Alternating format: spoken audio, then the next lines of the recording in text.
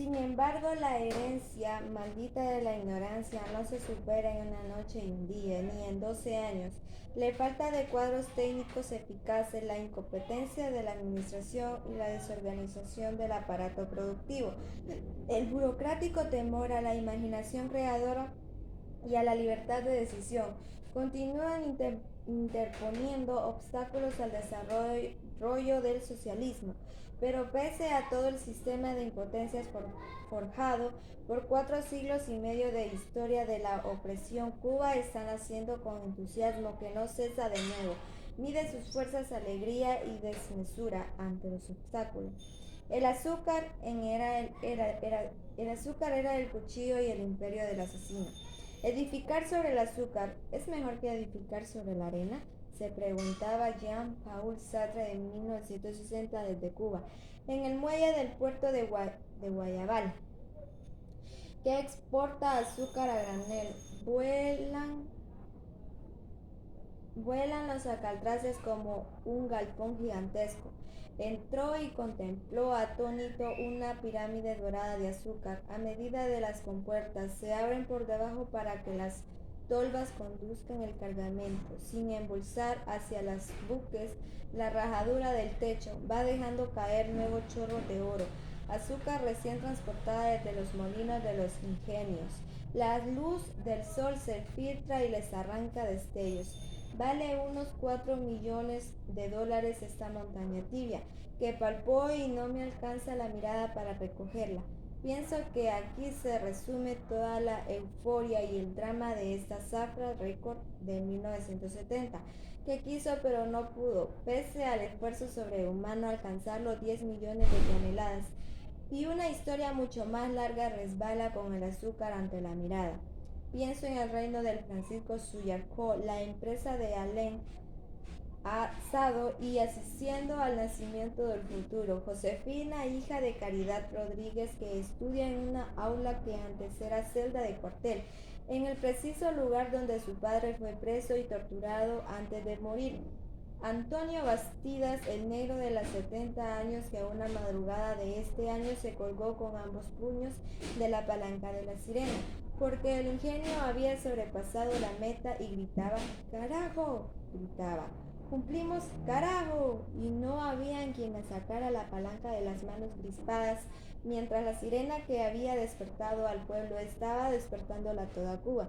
Historias de desalojos, los sobornos de asesinatos, el hambre y los extraños oficios que la desocupación obligatoria durante más de la mitad de cada año engendraba cazadores de grillos en los planteos, por ejemplo. Pienso que la desgracia tenía el vientre hinchado, ahora se sabe. No murieron en vano los que murieron. Amancio Rodríguez, por ejemplo, acribillado a tiros por los rompehuelgas en una asamblea que había rechazado furioso un cheque en blanco de la empresa, y cuando sus compañeros lo fueron a enterrar, descubrieron que no tenían calzoncillos ni medias para llevarse al cajón. O por ejemplo, Pedro Plaza, que a los 20 años fue detenido y condujo el camión de soldados hacia las minas que él mismo había sembrado, y voló con el camión y los soldados y tantos otros en esta localidad y en todos los demás. Aquí las familias quieren mucho a los mártires. Me ha dicho un viejo cañero, pero después de muertos antes eran puras quejas.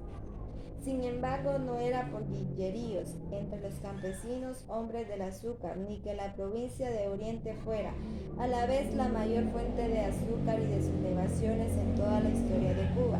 Me explico el rencor acumulado después de la gran zafra de 1961. La revolución optó por vengarse del azúcar. El azúcar era la memoria viva de la humillación. ¿Era también el azúcar un destino? Al influjo de una justa impaciencia, la revolución abatió numerosos cañaverales y quiso diversificar en un abrir y cerrar los ojos. La producción agrícola no cayó en el tradicional error de dividir los latifundios en minifundios improductivos, pero cada finca socializaba cometió de golpe cultivos excesivamente variados que había de realizar importaciones en gran escala. Para industrializar el país, aumentar la productividad agrícola y satisfacer muchas necesidades de consumo que la revolución al distribuir la riqueza acrecentó enormemente. Sin las grandes zafras de azúcar, ¿de dónde obtener las divisas necesarias para esas importaciones? El desarrollo de la minería, sobre todo el níquel, exige grandes investigaciones que se están realizando y la producción pesquera se ha multiplicado por 8 gracias al crecimiento de la flota, lo cual también ha exigido inversiones gigantes. Los grandes planes de producción de cítricos están en ejecución, pero los años que separa a la siembra de la cosecha obligan a la paciencia. La revolución descubrió entonces que había confundido el cuchillo con el asesino.